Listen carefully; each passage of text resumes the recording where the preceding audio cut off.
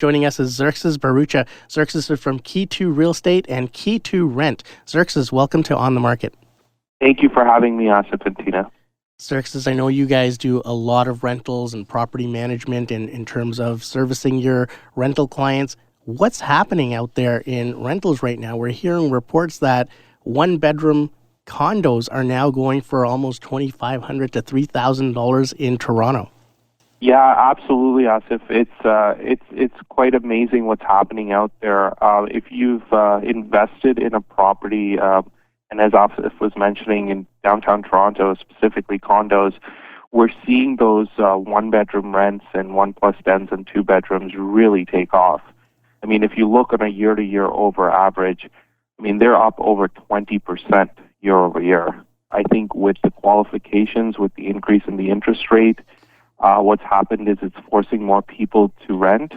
And at the same time, with immigration numbers taking off and Toronto being a hotspot for immigration, that puts added pressure on the rental market. Are you experiencing bidding wars in the rental market? We definitely are. We're seeing that a lot. If depending on the property and the location and the timing of things, you really have to be on it as far as if you're representing a tenant is concerned to get to the property in a timely manner and get those documents into the landlords. And Xerxes, with that competition, it makes it really harder to rent a home. I mean, some people are saying it's harder to get a rental right now than to qualify for a mortgage in terms of paperwork and qualifications. What are you finding in terms of who's renting these properties? Because it's not the same type of demographic that used to be renting these properties. So you're absolutely right, Asif. We're seeing people, I mean, the landscape has changed completely. I was mentioning this to someone else the other day.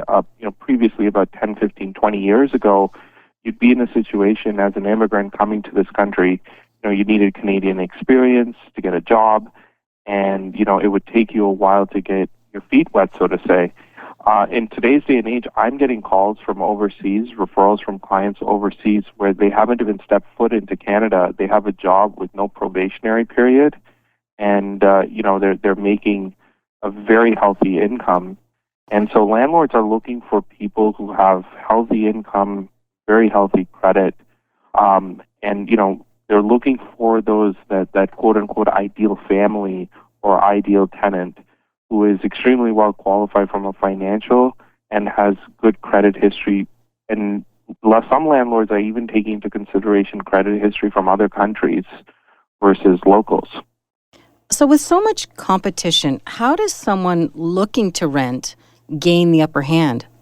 That's a great question, Tina. So what we found is having one agent represent a client is really healthy, especially someone who knows the rental market and who's giving tenants options and showing them different types of properties or different locations that are convenient to the tenant, making sure that all their documents are in place ahead of time before they go out. As I mentioned, it's such a bull market that you go and see a property, and while you're in the elevator coming down from the condo, you get a notification saying is there an offer on the property. Wow. So you really have to be prepared, and then making sure that you have an experienced agent who's going to, shape your offer and present your offer in a very professional manner.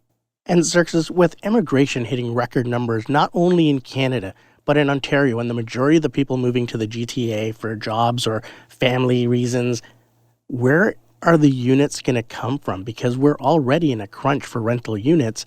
Where do you see the relief for renters?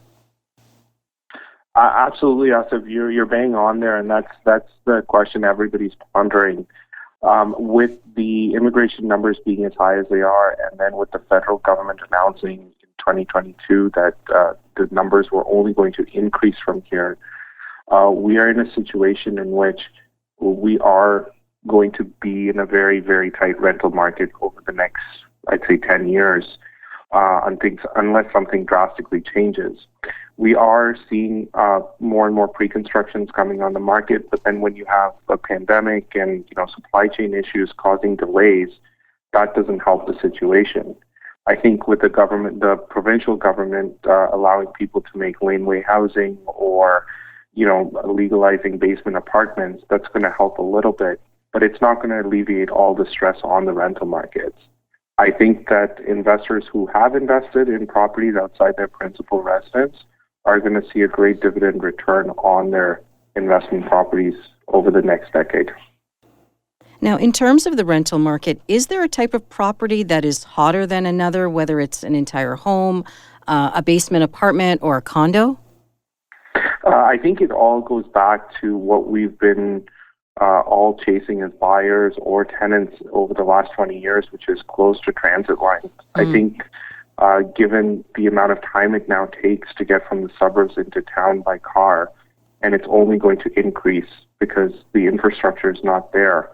So what we're going to see is properties, condos specifically, on the subway line or easy access to a streetcar downtown is going to gain a lot of traction.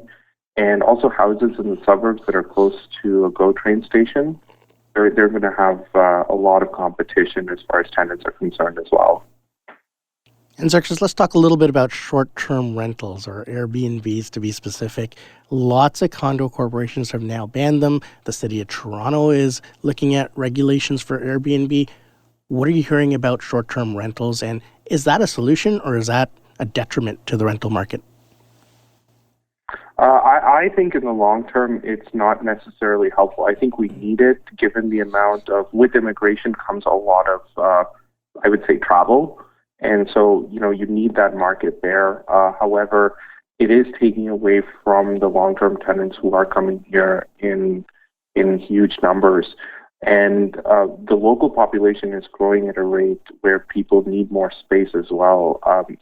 The houses are not necessarily being built with as much land around them, so people want that space, but it's only causing more and more pressure on the rental market. So when you have properties that are taken away from the long-term rental market and dumped into the short-term market, where landlords are charging a premium, so to say, for the short-term rental, it's not going to help the situation anymore.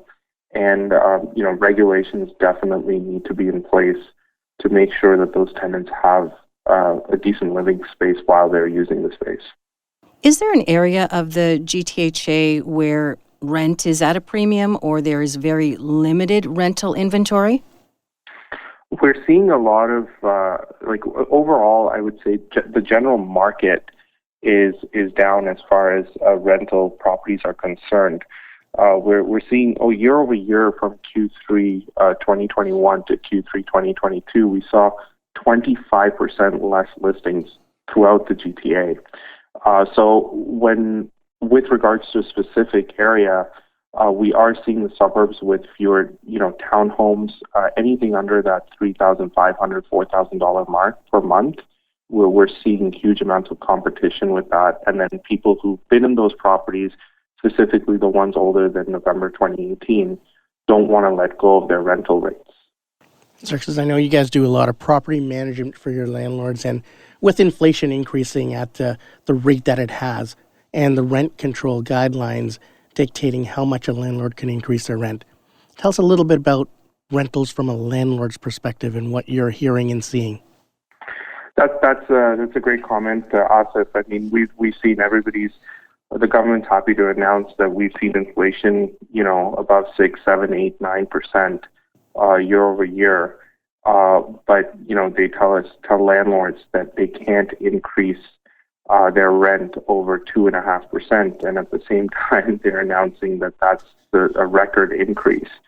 Overall, this is going to catch up over time. If landlords are not incentivized in order to produce, quote unquote, more affordable housing to tenants, more and more landlords are not going to get into the game to rent.